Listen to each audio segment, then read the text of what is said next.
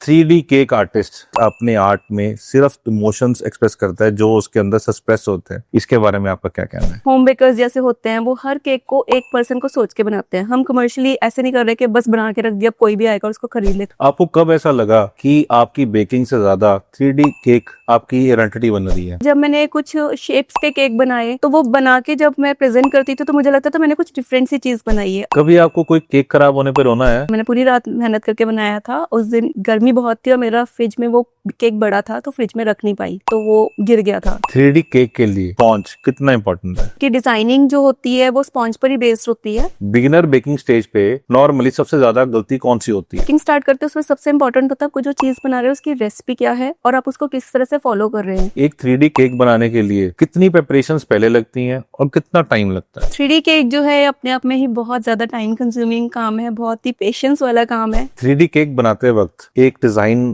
सबसे पहले आता है या उसका स्ट्रक्चर? डिजाइन के अकॉर्डिंगली ही स्ट्रक्चर सोचा जाता है। इंडिया का वेदर ये केक पे क्या इफेक्ट करता है? हमारे इंडिया में अगर समर है और हमारे को एक बटर क्रीम का केक बनाने को बोला है तो हमें पता है कि वो मेल्ट हो जाएगा। 3D केक और कस्टमाइज केक महंगा क्यों होता है? उसका स्ट्रक्चर वगैरह बनाना सब कुछ जो करना होता है वो टाइम कंज्यूमिंग होता है, उसमें एफर्ट्स बहुत ज्यादा डलते हैं। क्या सिर्फ एक डिजाइन स्ट्रांग होना केक सक्सेसफुल होता है या उसका टेस्ट भी उतना ही मैटर करता है? खाते हैं तो उसका टेस्ट आपको अच्छा नहीं लगा, ये एक नॉर्मल केक लगा तो आप कभी भी उस डिजाइनर केक को नहीं याद रखोगे, आप उसके खराब टेस्ट को याद रखोगे। AI और मशीन रिप्लेस कर पाएंगे हैंड क्राफ्टेड केक्स को? हैंड क्राफ्टेड केक्स होते हैं वो हर केक अपने आप में अलग एक मास्टरपीस होता है। आजकल लोग केक जो है वो एगलेस प्रेफर कर रहे जी। हैं, ऐसा क्यों? एग एक ऐसा इंग्रेडिएंट माना जाता था जो केक को फ्लफीनेस देता है, सॉफ्टनेस देता है।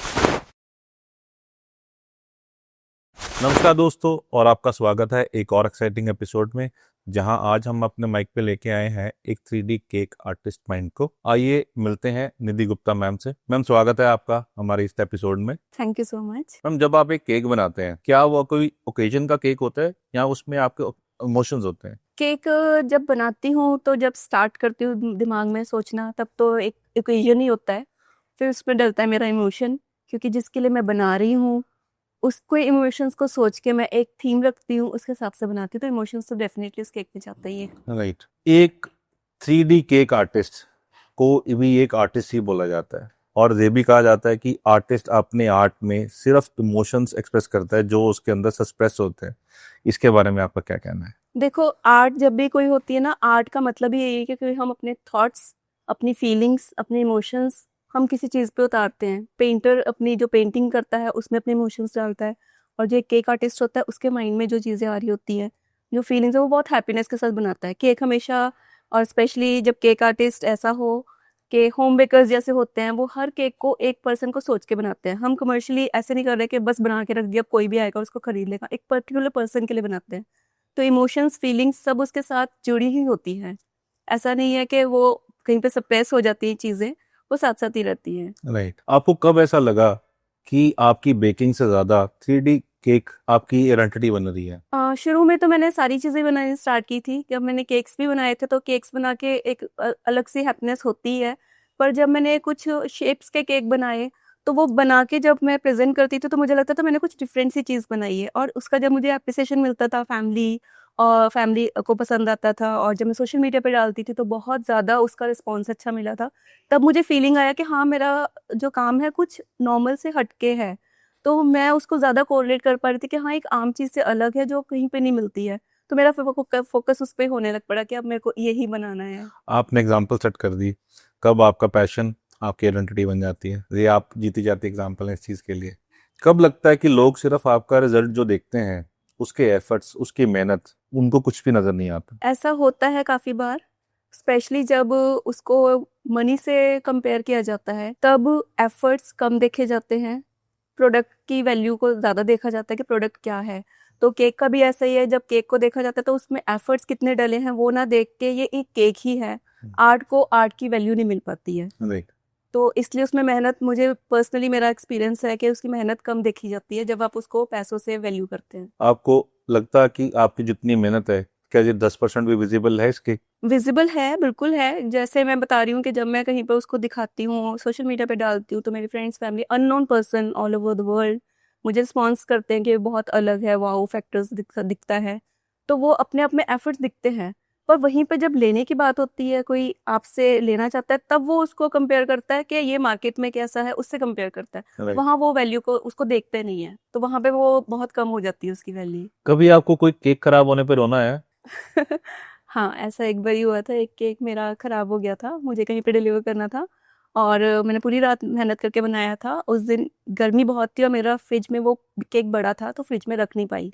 वो बाहर मेल्ट होके मैं थोड़ी देर बाद जब डिलीवर करने के लिए जाना था, तो वो गिर गया था। बहुत रोई थी मैं, क्योंकि मेरे को एक रिस्पॉन्सिबिलिटी थी, किसी को देना था मैंने। फिर बहुत क्विकली मैंने उसको विदिन 2 आवर्स उस केक को दोबारा से क्रिएट किया, सेम डिज़ाइन को। देखो, जब डर होता है, जब एक रिस्पॉन्सिबिलिटी वाला काम होता है, तो पूरी रात में जो मेहनत की थी वो मैंने 2 घंटे में भी कंप्लीट करके फिर उनको पहुंचाया था। आपने बोला पूरी रात आपने केक बनाया, क्या रात को काम करना आपकी चॉइस रहती है या मजबूरी? रात को काम करना शुरू में तो मेरी मजबूरी थी, क्योंकि बच्चे छोटे थे, मेरे को दिन में टाइम नहीं मिलता था। उनकी रिस्पॉन्सिबिलिटी, घर के रिस्पॉन्सिबिलिटीज में मेरे को रात का ही टाइम मिलता था, इसलिए मैंने रात में स्टार्ट किया था। आज मैं दिन में भी कर सकती हूँ, करती भी हूँ, पर मुझे रात बहुत ज़्यादा कंफर्टेबल जोन लगता है, क्योंकि उसमें कोई डिस्टर्बेंस नहीं है, कोई रिस्पॉन्सिबिलिटी नहीं है। तो मैं उसमें अपनी क्रिएटिविटी, क्योंकि पूरा फोकस मैं उस पर दे पाती हूँ, तो मुझे वो ज़्यादा कंफर्ट जोन मेरा बन गया है। तो मेरा चॉइस यही होता है कि जो अच्छा काम करना है मैंने, वो रात को ही करना है। 3D केक के लिए स्पॉन्ज कितना इंपॉर्टेंट है? 3D केक के लिए स्पॉन्ज बहुत इंपॉर्टेंट है, क्योंकि डिज़ाइनिंग जो होती है वो स्पॉन्ज पर ही बेस्ड होती है।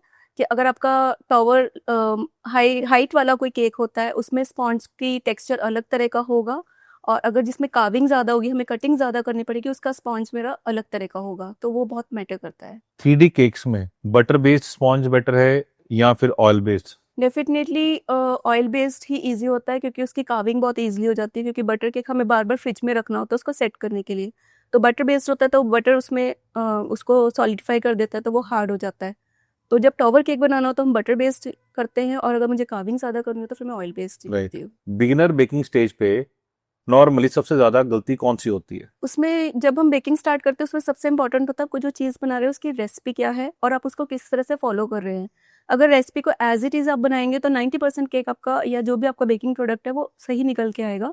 पर अगर हम उसमें थोड़ी सी भी चेंजेस करते हैं, तो वो रिजल्ट नहीं मिलता, और हम कहते हैं कि हमने तो सेम ही लिया था, ऑलमोस्ट सेम लिया था, और हमारा चीज़ बनी नहीं है। तो इसलिए वो रेसिपी बहुत इंपॉर्टेंट होती है, और रेसिपी को फॉलो करना इंपॉर्टेंट है, जो मोस्टली लोग नहीं करते हैं। थोड़ा सा चेंजेस करते हैं और उनका प्रोडक्ट नहीं ठीक बन पाता। एक 3D केक बनाने के लिए कितनी प्रिपरेशंस पहले लगती हैं और कितना टाइम लगता है? 3D केक जो है अपने आप में ही बहुत ज़्यादा टाइम कंज्यूमिंग काम है, बहुत ही पेशेंस वाला काम है। इसको करने के लिए आपको बहुत ही काम रहना पड़ता है, बहुत ही डिटेलिंग्स देनी पड़ती हैं, तो बहुत लंबा प्रिपरेशन होता है।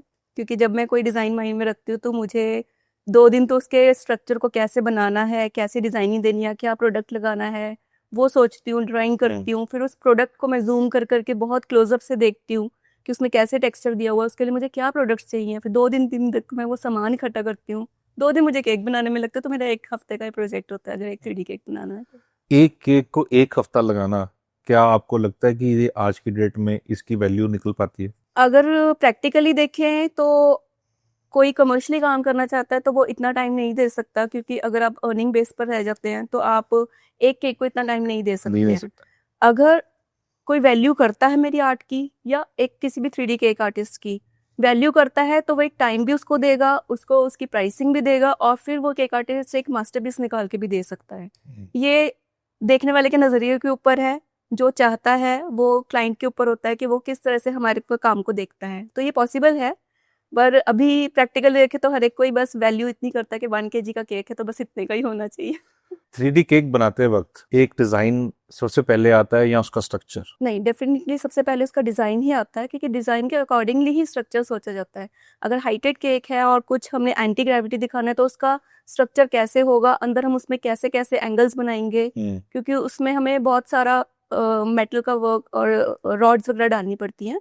तो वो स्ट्रक्चर बनाने के लिए पहले डिज़ाइनिंग होगी, तभी उसका नेक्स्ट पार्ट है स्ट्रक्चर। इंडिया का वेदर, जैसे ह्यूमिडिटी, समर्स, ये केक पे क्या इफेक्ट करती है? बहुत ज़्यादा इफ़ेक्ट करती है। अपना इंडिया का जो वेदर है वो इतना चेंजेबल है। समर भी मैक्सिमम पे होती है नॉर्थ इंडिया में स्पेशली, विंटर भी मैक्सिमम पे होती है, और रेनी सीज़न पे तो केक्स को बनाना काफ़ी डिफ़िकल्ट टास्क होता है। तो जैसे बाहर की कंट्रीज़ में मोस्टली विंटर्स ही रहती हैं, हाँ। तो वहाँ पर उन केक्स को एक डिजाइनिंग सोचते हैं तो हम इजीली बना सकते हैं क्योंकि उनका हर टाइम वेदर सेम ही रहता है। हमारे इंडिया में अगर समर है और हमारे को एक बटर क्रीम का केक बनाने को बोला है तो हमें पता है कि वो मेल्ट हो जाएगा, तो उसको मेंटेन करना बहुत मुश्किल होता है, तो हमें बहुत उसके लिए एफर्ट्स करने पड़ते हैं according to weather. Mindset change करना पड़ता है, विंटर में है तो हमें अलग तरह से सोचना पड़ेगा, समर में है तो हमें चेंज करना पड़ेगा, तो Right. बहुत मैटर करता है। क्या आपने कभी ऐसा एक्सपीरियंस करा कि वेदर की वजह से आपका केक खराब हो रहा है? जो मेरा एक केक एक ही हुआ था जो खराब हुआ था, वो समर की वजह से ही हुआ था क्योंकि वो बाहर रखना पड़ा था मुझे हाइट होने की वजह से, और वो समर की वजह से मेल्ट हो गया और वो गिर गया। तो मेरे को लगता है कि मेरे ऊपर तो बहुत इफेक्ट पड़ता है इस चीज़ का कि वेदर कैसा है, उस हिसाब से हमें एडजस्टमेंट्स करनी पड़ती हैं। राइट। 3D केक और कस्टमाइज्ड केक महंगा क्यों होता है? देखो 3D केक जो है वो एक केक नहीं होता सिर्फ, उसमें बहुत ज़्यादा आर्ट वर्क होता है और डिज़ाइनिंग होती है। तो जब भी कहीं पर हम डिज़ाइनिंग को बहुत ज़्यादा टाइम देते हैं, उसका स्ट्रक्चर वगैरह बनाना, सब कुछ जो करना होता है वो टाइम कंज्यूमिंग होता है, उसमें एफर्ट्स बहुत ज़्यादा डलते हैं, तो इसलिए वो थोड़ा एक्सपेंसिव होता है। क्योंकि कोई भी डिज़ाइनर चीज़ हो, कोई भी आर्टिस्टिक वर्क होता है, वो टाइम कंज्यूमिंग होएगा और वो ऑब्वियसली एक अलग आउट ऑफ द बॉक्स उसका अगर रिजल्ट मिल रहा है तो उसका प्राइसिंग भी थोड़ा राइट एक्सपेंसिव ही राइट होगा। Right right right. तो क्या आपको इसका पे ऑफ मिलता है? पे ऑफ मिलना चाहिए, अभी इंडिया में इतना ट्रेंड नहीं बना है इस चीज़ का। मैं पर्सनली चाहती हूँ कि मेरी यही कोशिश है कि मैं इंडिया में ये ट्रेंड को इस तरह से सेट करूँ कि लोग उसको वैल्यू भी करें, उसकी प्राइसिंग भी दें। अभी एट प्रेजेंट इतना नहीं है, कुछ अच्छे कस्टमर्स होते हैं, कुछ अच्छे क्लाइंट्स होते हैं जो आपको पे करते हैं, पर नॉर्मली 80% लोग उसको नहीं वैल्यू करते हैं। जब एक क्लाइंट सिर्फ पैसे पे फोकस करता है तब क्या एक आर्टिस्ट अंदर से हर्ट होता है? बिल्कुल होता है, बहुत होता है, क्योंकि उसके एफर्ट्स को नहीं देखा जाता, उसको वैल्यू नहीं किया जाता। आप इतना टाइम दे रहे हैं, आप इतने पैशन से, इतने प्यार से आपके लिए एक ऐसा प्रोडक्ट बना रहे हैं, एक ऐसा केक बना रहे हैं जो अपने अपने मास्टरपीस है। तो जब उसको प्राइसिंग से कंपेयर किया जाता है तो वो बहुत हर्ट होता है, क्योंकि हम सिर्फ केक नहीं बना रहे हैं, हम एक आर्ट का पीस दे रहे हैं उनको। तो जब वो वैल्यू नहीं मिलती है तो बहुत हर्ट होता है। क्या सिर्फ एक डिजाइन स्ट्रांग होना केक सक्सेसफुल होता है या उसका टेस्ट भी उतना ही मैटर करता है? बिल्कुल, टेस्ट बहुत एक इम्पॉर्टेंट पार्ट है केक का। अगर केक कोई देखने में बहुत सुंदर है बट आप खाते हैं तो उसका टेस्ट आपको अच्छा नहीं लगा, या एक नॉर्मल केक लगा या बिलो एवरेज लगा, तो आप कभी भी उस डिज़ाइनर केक को नहीं याद रखोगे, आप उसके खराब टेस्ट को याद रखोगे। तो टेस्ट एक बहुत इम्पॉर्टेंट, इक्वली ही इम्पॉर्टेंट है। अगर कोई चीज़ देखने में सुंदर है और खाने में भी अच्छी है तभी उसको याद रखा जा सकता है, तो उसका भी होना बहुत इंपॉर्टेंट होता है, और मैं उसी हिसाब से उसमें फीलिंग्स भी काफ़ी अच्छी डालती हूँ। सोशल मीडिया पे रील्स में जो दिखता है क्या रियलिटी में भी सेम केक होता है? हम रील्स में देखते हैं, जो वीडियोस में देखते हैं, जितना केक दिखाया जाता है वो रियल केक का सिर्फ 10% होता है, क्योंकि उसमें मेन पार्ट दिखाया जाता है, काफ़ी पार्ट्स कट कर दिए जाते हैं जो कि टीडियस वर्क होता है, हैक्टिक होता है, वो सब दिखाया नहीं जाता। तो 90% केक नहीं दिखाया जाता, रील में जो दिखाया जाता है वो मेन पार्ट होता है, एक्चुअल में रियल में बहुत कुछ होता है उसके पीछे। राइट। क्या जो सोशल मीडिया है क्या वो क्रिएटिविटी को पुश करता है या फिर एक प्रेशर क्रिएट करता है? नहीं, मेरा एक्सपीरियंस तो ये कहता है कि वो एक पुश ही देता है, क्योंकि सोशल मीडिया एक ऐसा प्लेटफॉर्म है आज की लाइफ में जो आपको बहुत सारा एक्सपोजर देता है, बहुत सारे आइडियाज़ भी देता है। एज अ बेकर मेरे को बहुत सारे आइडियाज़ भी वहीं से मिलते हैं, काम है जो मेरा आर्ट है वो दिखाने का भी मेरे को प्लेटफॉर्म वही देता है। तो सोशल मीडिया डेफिनेटली प्रेशर नहीं है, एक अपॉर्चुनिटी है हमारे लिए, सबके लिए ही, जो बहुत इंपॉर्टेंट पार्ट प्ले करती है। नहीं, क्या हर कोई बेकर बन सकता है या इसके लिए कुछ और भी चाहिए? नहीं, बेकर देखो कोई भी बन सकता है, उसके लिए सबसे ज़्यादा पहले तो आपको पैशन चाहिए, फिर स्किल चाहिए और फिर एक हार्ड वर्किंग और पेशेंस लेवल चाहिए। अगर आप उसको बनाना खुशी से करना चाहते हैं तो आप कर सकते हैं, लेकिन आप उसके लिए पहले स्किल्स डेवलप कीजिए, कहीं से आप ऑनलाइन या ऑफलाइन क्लासेस लीजिए, उसके बाद स्टार्ट कीजिए, तो आपको आपकी जर्नी ज़्यादा ईजी रहेगी। क्योंकि मेरी जर्नी थी कि मैं सेल्फ टॉट थी, ऐसे ही trials and hit and trials पे किया था मैंने काम, तो मेरे को बहुत सारे फेलियर्स और बहुत सारा कुछ फेस करना पड़ता। मुझे लगता है कि शायद अगर मैंने प्रोफेशनली सीख के शुरू किया होता तो कुछ साल मेरे बच जाते। क्या पैशन को प्रोफेशन बनाना चाहिए या सोच समझ के डिसीजन लेना चाहिए? देखो पैशन जब होता है ना, अगर उसको कोई प्रोफेशन में कन्वर्ट कर ले तो वो उसमें सक्सेसफुल होने से उसको कोई नहीं रोक सकता, क्योंकि पैशन के साथ किया गया प्रोफेशन जो अपनाया जाता है उसमें वो पूरा अपना इनपुट, अपना पूरा एफर्ट डाल देता है, वो उसमें हर वो चीज़ करता है जो वो करना चाहता है और वो उसको सक्सेस पे लेके ही जाता है। और मैं कह सकती हूँ मैं एक जीता जाता एग्जाम्पल हूँ उस चीज़ के लिए, क्योंकि मैंने अपने प्रोफेशन को नहीं, अपने पैशन को प्रोफेशन में कन्वर्ट किया और आज मेरी एक अपनी आइडेंटिटी बन चुकी है उसकी वजह से। देखो, अगर पैशन आपको एक आइडेंटिटी देता है ना, इससे बेटर पैशन और प्रोफेशन कॉम्बिनेशन कोई भी नहीं हो सकता। आप अपनी लाइफ में कौन सा पैशन परस्यू कर रहे हैं और उसको प्रोफेशनलिज्म में कैसे बदल रहे हैं, हमें कमेंट में जरूर बताइएगा। इस फील्ड में ज्यादा इंपॉर्टेंट क्या है, टैलेंट, पेशेंस या टेम्परामेंट? तीनों ही इम्पोर्टेंट है। पैशन सबसे पहले आता है, पेशेंस उसमें बहुत ज़्यादा चाहिए, स्पेशली इस फील्ड में 3D केक के फील्ड में बहुत ज़्यादा पेशेंस और कामनेस चाहिए। टेम्परामेंट इम्पोर्टेंट है ही, क्योंकि अगर आपने अपना स्वभाव नहीं अच्छा रखा, आपने अगर आप ओहो ये क्या हो गया, ये इतना टाइम लग रहा है, मैंने नहीं करना, अगर आप ऐसे सोचेंगे तो काम नहीं होगा। तो आपको पेशेंस भी चाहिए, टेम्परामेंट भी आपका अच्छा होना चाहिए, और एफर्ट्स तो लगने ही लगने हैं बिल्कुल। अगर आज आप एक बिगिनर होती तो क्या पहले आप बेकिंग करते या सीधा 3D केक आर्टिस्ट ही बनना चूज करते? बिगनर में 3D केक आर्टिस्ट बनना is a tough task, I can say, क्योंकि पहले हमें अपने बेसिक स्किल्स को डेवलप करना पड़ता है। पहले हमें बेस क्लियर होना चाहिए, स्पॉन्जेस हर तरह के बनाने चाहिए, क्योंकि 3D केक में बहुत सारी टेक्निकल चीज़ें हैं जो बेसिक करके ही आप पहुंच सकते हो। डायरेक्ट आप 3D पे जाएंगे तो आपके फेलियर्स ज़्यादा होंगे, इसलिए बेसिक से ही आप 3D केक्स पे जा सकते हैं। बिगिनर्स जो स्पेशली यूट्यूब वीडियोस या सोशल मीडिया पे देख के अपना बेकिंग स्टार्ट करते हैं, उनके लिए आपकी एक ऑनेस्ट एडवाइस क्या रहेगी? यूट्यूब को देख के आप आगे चल सकते हैं, लेकिन वही बात है कि आपको हिट एंड ट्रायल्स बहुत सारे करने पड़ेंगे, आपको बहुत सारी चीज़ें एक्सपेरिमेंट करके देखनी पड़ेंगी, आपको नहीं पता होगा वो हो पाएगा कि नहीं हो पाएगा। अगर आप एक प्रोफेशनल ट्रेनिंग या कहीं से आप सीख के शुरू करते हैं और अलग से एक कोर्स करके, तो आपके लिए रास्ता ज़्यादा आसान हो जाएगा। नो डाउट आप यूट्यूब देख के भी कर सकते हैं, पर आपको उसमें 100% सक्सेस मिले ये ज़रूरी नहीं होगा। राइट। तो आप उसके हिसाब से आप उनको देखना है कि आप यूट्यूब के देख के आप माइंड सेट करके चलना पड़ेगा कि आपको हिट एंड ट्रायल्स फेस करनी पड़ेंगे। राइट। क्या फ्यूचर में एआई और मशीन रिप्लेस कर पाएंगे हैंड क्राफ्टेड केक्स को? नहीं, मुझे लगता नहीं है, क्योंकि बेसिक केक्स को तो अभी ऑलरेडी मशीन्स और फैक्ट्रीज लगी हुई हैं, जो बहुत बड़ी बड़ी बेकरीज हैं, वो मैकेनिकल लेवल पे ही वो केक्स बनते हैं। बट जो हैंड क्राफ्टेड केक्स होते हैं, वो हर केक अपने आप में अलग एक मास्टरपीस होता है, एक आर्टिस्टिक वर्क होता है, वो सेम नहीं होता। तो मशीन को तो आप 100 केक्स एक से बनाने को कह सकते हो, पर एक हैंड क्राफ्टेड केक आप मशीन को नहीं बता सकते हर बार एक चेंजेस करके। तो मुझे नहीं लगता, बाकी टेक्नोलॉजी पर कुछ नहीं कह सकते कल को क्या हो, लेकिन मुझे अभी यही लगता है कि हैंड क्राफ्टेड केक अपने आप में एक अलग ही चीज़ है, यूनिकनेस नहीं आती है मैकेनिज्म के थ्रू। अगर आप अपनी आर्ट के थ्रू एक मैसेज देना चाहते हो तो वो एक मैसेज क्या होगा? मैसेज यही होगा कि जब भी हम कुछ सोचते हैं कि मुझे ये करना चाहती हूँ या मैं करना चाहता हूँ, पर हम नहीं कर पाते हैं कुछ रीजंस की वजह से, लेकिन अगर आप उसको अपने अंदर जुनून में कन्वर्ट करके उसको सोचें कि मैंने ये करना ही करना है, मैं ये करना चाहती हूँ, मुझे किसी भी हालत में करना है, तो आप सिर्फ अपने कदम आगे बढ़ाइए, आपको सक्सेस मिलती जाएगी। आपने उसको छोड़ना नहीं है। गिव अप करने के बहुत से मौके देगी ज़िंदगी, पर गिव अप नहीं करना है। मुझे भी बहुत से मौके ऐसे लग रहे थे कि जब मुझे गिव अप करना पड़ेगा, बट मैंने नहीं रास्ता अपना छोड़ा और मैं आगे चलती गई। तो यही मैं सबको कहना चाहूँगी कि अपने पैशन को, अपने को छोड़ो मत, उसको चलाते रहो, कभी ना कभी आपको सक्सेस ज़रूर मिलेगी। आप हमें केक कब खिला रहे हैं, ये क्वेश्चन आपको कब कितनी बार सुनने को मिलता है? ये क्वेश्चन मुझे हर दूसरे दिन सुनने को मिलता है, क्योंकि हर बंदा यही चाहता है कि अगर आप केक्स बनाते हो तो हमें भी टेस्ट कराओ। तो ये क्वेश्चन बहुत रिपीटेडली जहाँ भी जाती हूँ कि हमें तो टेस्ट कराया नहीं, या हमें जब भी मैं पब्लिक प्लेस पे जाती हूँ और बहुत लोगों को मिलती हूँ तो वो सब एक्सपेक्ट करते हैं कि आप केक नहीं लेके आए हो। तो ये क्वेश्चन तो बहुत ज्यादा मेरे सामने आता है। आपने हमें तो मौके नहीं दिया ये क्वेश्चन पूछने का। जब आप केक बनाते हैं तो केक बनाने में ज्यादा टाइम लगता है या बर्तन धोने में ज्यादा टाइम लगता है?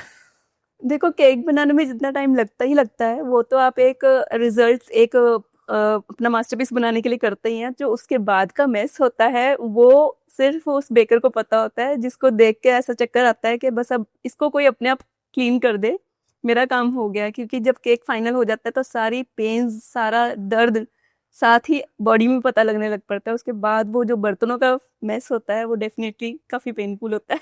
ओवरऑल बेकिंग इंडस्ट्री कितनी तेजी से बढ़ रही है? आज के ज़माने में बेकिंग इंडस्ट्री बहुत ग्रो कर रही है, क्योंकि आजकल लोग फैंसी चीज़ों पे ज़्यादा अपना फोकस करते हैं। जैसे आगे शादियों पे भी मिठाइयाँ ही बनती थी या मिठाइयाँ ही हम डिस्ट्रीब्यूट करते थे, अब लोग बेकिंग आइटम्स, बेकरी आइटम्स को यूज़ करते हैं, केक्स भी आते हैं उसमें, कुकीज़ भी आती है, सब तरह की चीज़ें आ रही। तो बेकिंग इंडस्ट्री आजकल बहुत ज़्यादा ग्रो कर रही है और लोग उसकी तरफ काफ़ी रुझान हो चुका है उनका। और उसको काफ़ी एक्सपोजर मिल रहा है। एक कमर्शियल बेकर और एक होम बेकर, इन दोनों के प्रोडक्ट्स में बेसिक डिफरेंस क्या होता है? प्रैक्टिकली अगर मैं बताऊं, एक फ्रैंक ओपिनियन अपना बताऊं, तो बहुत ज़्यादा फ़र्क होता है। सब दोनों ही ठीक है अपने आप में, क्योंकि उन्होंने कमर्शियल काम करना है, उनका मोटिव मेन अर्निंग का होता है। तो उन्होंने होलसेल में काम करना होता है, होलसेल में प्रोडक्ट्स लेके आने होते हैं, उनके इंग्रेडिएंट्स भी सारे इकट्ठे ही होते हैं और इकट्ठे ही वो बना के भी रखते हैं। जो होम बेकर होता है वो हर ऑर्डर को एक पर्टिकुलर पर्सनल काम के हिसाब से लेता है। उसके इंग्रेडिएंट्स में हमारे जो जितने भी हम होम बेकर्स यूज़ करते हैं बहुत ही हाइजीनिकली और बहुत ही हाई क्वालिटी के होते हैं। हम उसमें कॉम्प्रोमाइज़ नहीं करते, क्योंकि जो हमने अपनी फैमिली को खिलाना है वही हमने क्लाइंट को खिलाना है। तो हमारा प्रोडक्ट इसलिए एक्सपेंसिव होता है, और हम पर्सनली उनके लिए बनाते हैं तो फ्रेश केक बनाते हैं। हमारा कभी भी बना हुआ नहीं होता, ना बेस बना होता है ना क्रीमिंग की होती है। तो सारी चीज़ हमारी फ्रेश बनती हैं। तो फ्रेश जब बनाते हैं और हम अपना गुड क्वालिटी के प्रोडक्ट्स यूज़ करते हैं, तो इसलिए वो हाई क्वालिटी का प्रोडक्ट निकल के आता है। तो जो कमर्शियल बेकरी से थोड़ा सा एडवांस अच्छा लेवल का बन जाता है, जिसको आप ये सोच के चल सकते हैं कि हाँ, इसमें कोई भी ऐसी चीज़ नहीं डली हुई है जो आपको हार्म कर सकती है। क्या आज की डेट में भी नए होम बेकर्स के लिए अपॉर्चुनिटी है कि वो स्टार्ट कर सके? बिल्कुल, आज बेकिंग इंडस्ट्री जिस तरह मैंने बताया कि ग्रो कर रही है, केक इंडस्ट्री भी बहुत ज़्यादा ग्रो कर रही है, क्योंकि आज केक सिर्फ बर्थडेज और एनिवर्सरी तक सीमित नहीं रह गया है। आज हर ओकेजन पे, हर सेलिब्रेशन पे एक केक कट किया जाता है। उसके हिसाब से डिमांड बढ़ गई है, उसके हिसाब से हम होम बेकर्स को मौके मिल रहे हैं अलग-अलग तरह से कि हम अपना काम उन तक पहुंचा सकें, एक गुड क्वालिटी प्रोडक्ट उन तक पहुंचा सकें। लोग भी अवेयर हो रहे हैं कि हमें हाई क्वालिटी प्रोडक्ट लेना है, तो लोग होम बेकर्स को पहले इंपॉर्टेंस देते हैं। तो आजकल अगर आपके अंदर स्किल है और आप ज़रूर शुरू कर सकते हैं। कोई भी लेडी घर बैठे-बैठे ये काम कर सकती है। इसमें बहुत अच्छा स्कोप है और उनको ज़रूर करना चाहिए। ऐसे कौन कौन से ओकेजन हैं जिन जिन पे आज की डेट में केक का इस्तेमाल होना शुरू हो गया है? अभी तो हर ओकेजन पे हो गया है। कोई ओकेजन मुझे लगता नहीं कि कोई भी सेलिब्रेशन का ऐसा ओकेजन हो जहाँ पे केक कट नहीं किया जाता। आगे एनुअल एनिवर्सरीज पे होता था, अभी तो मंथली एनिवर्सरीज पे भी केक होता है। बच्चे के हाफ बर्थडे 6 मंथ्स का बेबी होता है, उस पे भी होता है। बेबी का वेलकम पे भी केक बनता है। हर ओकेजन पे लोग सेलिब्रेशन केक के थ्रू ही करते हैं, उसकी खुशियां बांटी जाती हैं। तो इस टाइम ऐसा कोई ओकेजन ऐसा नहीं है जहाँ पे केक ना कटे। हर ओकेजन पे केक जरूर होता है। कोई ऐसा ओकेजन जिस पे आपने केक बनाया हो और वो आपने कभी एक्सपेक्ट भी ना करो कि मैं इस ओकेजन के लिए भी केक बनेगा? नहीं, अभी तक ऐसा नहीं, पर मैंने जो लोगों का देखा हुआ है, सोशल मीडिया पे देखा हुआ है कि हर तरह के, इवन जो सबसे मैंने सोशल मीडिया पे देखा था कि ब्रेकअप हुआ था किसी का, उसकी भी उसने सेलिब्रेशन की थी और उसका भी केक कट किया था। तो वो मुझे देख के काफी हंसी आई थी कि ब्रेकअप होने की भी सेलिब्रेशंस होने लग रही है और उस पर भी केक कट होने लग पड़ा है। तो it was very funny and it was a good thing for us people, for baking industry के हर चीज पे हमें कंसीडर किया जाता है राइट। और अपनी खुशियों में शामिल किया जाता है। अब बेकिंग के टाइम पे इंग्रेडिएंट्स का जो क्वालिटी है वो कितनी मैटर कर रही है, जो बेसिकली डिफरेंस क्रिएट कर रही है? देखो, जब भी कोई चीज़ आप एडिबल चीज़ें होती हैं, स्पेशली हमें पता है कि हम ये चीज़ खा रहे हैं या हमारी वो चीज़ को कोई खा रहा है, तो उसमें उसकी इम्पोर्टेंस बहुत ज़्यादा इसलिए हो जाती है क्योंकि हमारी रिस्पॉन्सिबिलिटी हो जाती है कि हमारा प्रोडक्ट जब कोई खा रहा है तो उसकी बॉडी को हार्म नहीं होना चाहिए, उसको कोई इस तरह का इफेक्ट नहीं आना चाहिए कि कल को उसको कोई प्रॉब्लम हो। तो गुड प्रोडक्ट्स, हाई क्वालिटी हमारी प्रायोरिटी होती है, और होम बेकर्स की तो सबसे पहला यही होता है कि हमारा नीट एंड क्लीन, हम अपने बच्चों को जो खिला रहे हैं वही आपको दे रहे हैं। राइट। आजकल लोग केक जो है वो एगलेस प्रेफर कर रहे हैं, जी, ऐसा क्यों? देखो, केक का बहुत पहले से जब ये केक का बेस स्टार्ट हुआ था तब यही था कि उसको फ्लावर देने के लिए उसमें एग डाला जाता था। एग एक ऐसा इंग्रेडिएंट माना जाता था जो केक को फ्लफीनेस देता है, सॉफ्टनेस देता है। तो वो एक पुराना टाइम था जब ये शुरू हुआ था। फिर धीरे-धीरे कुछ लोग होते थे, वो हम खाते नहीं थे, कुछ बुजुर्ग होते थे घरों में, वो खाते नहीं थे कि इसमें अंडा डाला हुआ, हमने नहीं इसको खाना। तो उसके लिए लोगों ने उसका अल्टरनेटिव सोचा, फिर उसके हिसाब से बहुत सारे अल्टरनेटिव्स निकल आए जिसके यूज़ करके हम एग के रिप्लेसमेंट में उनको यूज़ करते हैं और एगलेस केक बनाते हैं और वो सेम फ्लफीनेस देता है।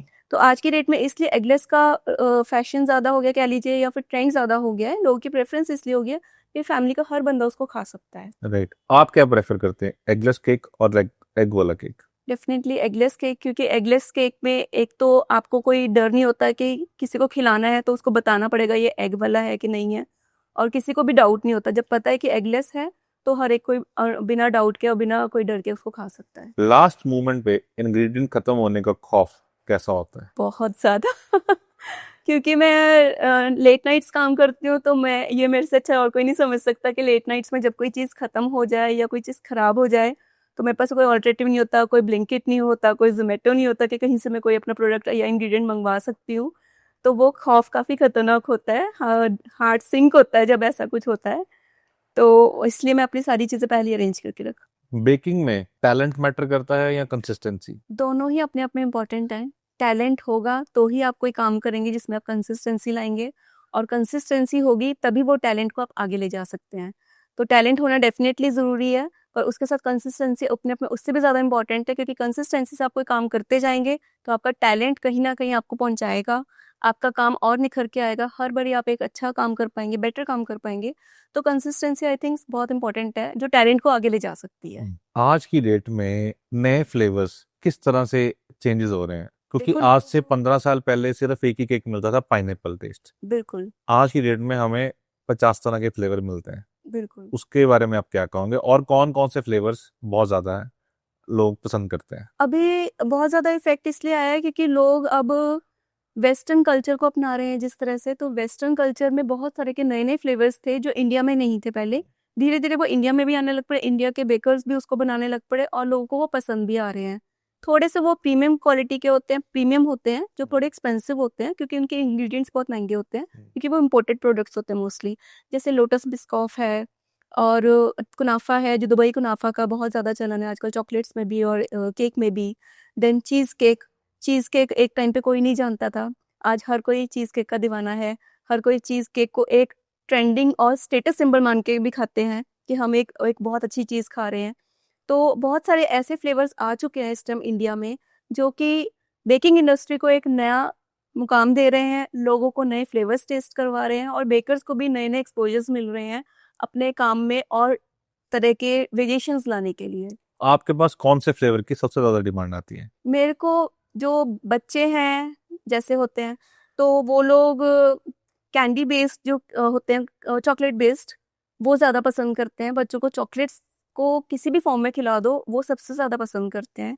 और बड़ों में सब तरह के वेरिएशंस हैं, जो बुज़ुर्ग हैं वो पुराने फ्लेवर्स को ज़्यादा पसंद करते हैं, पाइनएप्पल और मैंगो सबसे ज़्यादा चलता है, बहुत ज़्यादा चलता है। अगर फैंसी फ्लेवर्स में मानेंगे तो उसमें बिस्कॉफ, लोटस बिस्कॉफ ज़्यादा चलता है, कुनाफा भी चल रहा है।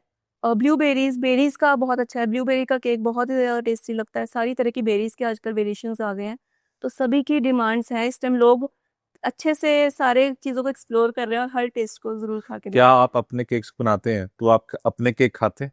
वैसे मैं इतना स्वीट बर्ड नहीं है मेरा, तो मैं बनाने में ज़्यादा खुशी होती है। खाने में मैं 1-2 बाइट्स उसको टेस्ट करती हूँ कि वो कैसा है और उसको मैं उसके टेस्ट को कैसे इम्प्रूव कर सकती हूँ। बट मैं उसको खाने के हिसाब से नहीं खाती, जस्ट टेस्ट करने के लिए खाती हूँ। राइट, अब हम करेंगे रैपिड फायर। जी, बटर क्रीम या whipped cream? Whip cream, 3D cake, normal cake? Of course 3D cake, egg cake, eggless cake? Eggless cake. Night baking, early morning? For me, it's night baking. Back pain, hand pain? Back pain after completing a cake a lot. Customer guidance और creative freedom? I'll go for creative freedom because उसमें अपना कोई भी uniqueness लेके आने में help करता है, अगर हमें फ्रीडम मिलती है कि हम किस तरह का केक बनाना चाहते राइट। हैं। पैशन या पैसा? पैशन, हाई प्राइस या high volume? high price is better. Trend follow या trend creator? I always want to be a trend creator. एक लाइन जो हर होम बेकर को सुननी चाहिए? Every home baker is a superwoman and she can do anything. If she is handling a cake business and family also, then she is a superwoman and every baker is like that. एक चीज जो हर baker hate करता है? It's mess after completing a cake. क्योंकि जब cake बनाते हैं तो एक खुशी से बना रहे होते हैं, जब केक कंप्लीट हो जाता है तो बस केक देख के अच्छा लगता है। जब हम किचन को देखते हैं तो उसको देख के घबराहट होती है, जिसको सारी होम बेकर्स हेट करती है, क्योंकि उनको वो बहुत सारा टाइम उसमें क्लीन करने में भी लग जाता है। जब आप कोई केक बनाते हैं और वो आपकी एक्सपेक्टेशंस पे खड़ा उतरता है, तो आपको कैसा फील होता है? देखो, जब भी कोई केक बनाते हैं तो एक इमेजिनेशंस माइंड में होती हैं, या एक ऑब्जेक्ट का हूबहू रेप्लिका बनाना होता है, तो सारी इमेजिनेशंस होती है, क्योंकि ट्यूटोरियल तो होता नहीं है, तो एक उसकी अपनी इमेजिनेशंस को हम उसको स्ट्रक्चर देते हैं, उसको कलरिंग करते हैं, जिस भी तरह से उसको उस लेवल पे लेके आते हैं जैसा बनाना है, और वो वैसा बन जाता है। तो उससे बड़ा सुकून, उससे बड़ी सेटिस्फेक्शन कोई नहीं होती, क्योंकि हमने अपने थॉट्स को, अपनी फीलिंग्स को कैनवस पे नहीं, केक बोर्ड पे उतारा है और फिर देते हैं खुद को पेट बैक, तो कहते हैं खुद को कि शाबाश तूने कर दिखाया। राइट, अब हमारा लास्ट क्वेश्चन, हमारी ऑडियंस के लिए आपका लास्ट मैसेज। देखो, जो सपने हमारे होते हैं ना, वो हमारे अपने होते हैं, और कुछ घर की जिम्मेवारियां, कुछ वक्त के हालात ऐसे बन जाते हैं कि हम अपने सपनों को पूरा नहीं कर पाते।